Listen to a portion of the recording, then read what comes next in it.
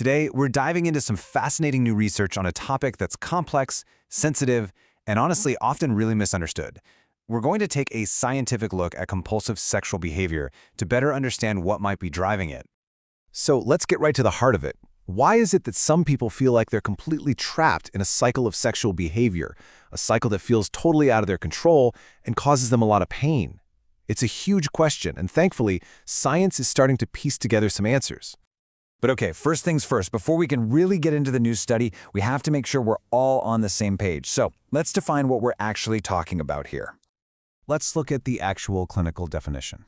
Compulsive sexual behavior disorder, or CSBD, is officially classified by the World Health Organization as an impulse control disorder. This is not about making a moral judgment. The key things to focus on are right there in the definition: a failure to control really intense urges, and the fact that this pattern causes marked distress or gets in the way of a person's life. And this brings us to a really critical point that the researchers emphasize. CSBD is absolutely not the same thing as just having a high sex drive. I mean, having a high libido is a totally normal part of human sexuality. The difference with CSBD is that feeling of being out of control and the genuine suffering it creates, even when someone is facing serious negative consequences because of it. Okay, so now that we know what we're talking about, how are scientists actually investigating it?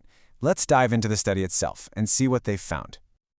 The research we're looking at comes from a 2025 paper by a team led by Kurbitz. They ran an online survey in Germany with 154 people. And get this, almost 3/4 of the participants were women. Now that's a big deal because a lot of the past research in this area has tended to focus almost entirely on men. The study measured three main things: symptoms of CSBD, what are called attachment styles, and a person's history of childhood trauma. So let's tackle that first piece of the puzzle, attachment. This is a huge concept in psychology. The basic idea is that our earliest relationships, with our parents or caregivers, create a kind of blueprint for how we connect with other people for the rest of our lives. The researchers wanted to see if that blueprint might play a role in CSBD.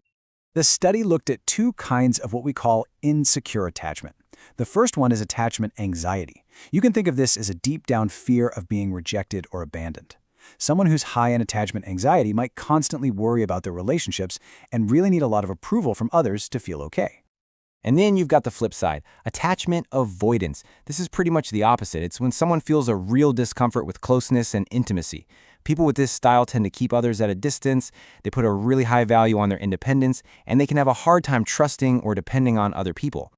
So what's the connection? Well, here's the first major finding. It turns out that both of these insecure attachment styles were linked to CSBD symptoms. It didn't matter if a person was more anxious or more avoidant. The higher they scored on either of these traits, the more severe their symptoms tended to be. And this was true for both the men and the women in the study. But that's just part of the story.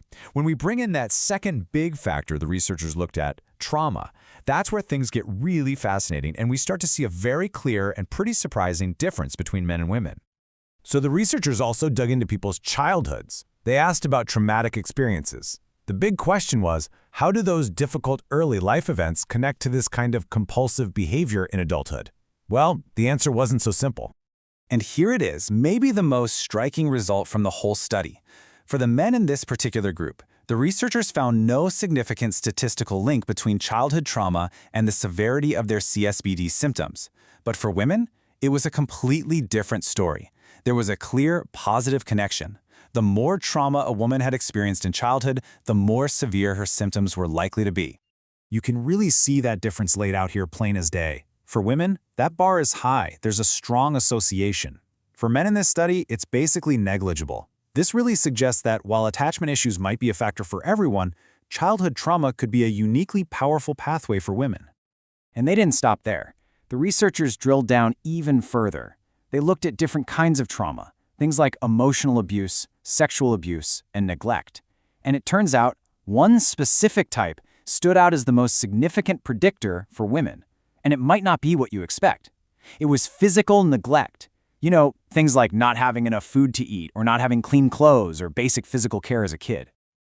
Okay, so we've got insecure attachment as a potential risk factor for everybody, and this really specific trauma link, especially physical neglect, for women. What do we do with all this information? Let's zoom out and talk about why this actually matters in the real world. All right, let's pull all these threads together. What's the bottom line? Well, we see that an insecure attachment style seems to be a risk factor across the board. But for women, there appears to be another powerful piece of the puzzle, a history of childhood trauma, particularly that physical neglect. The really big insight here is that CSBD isn't a one-size-fits-all condition.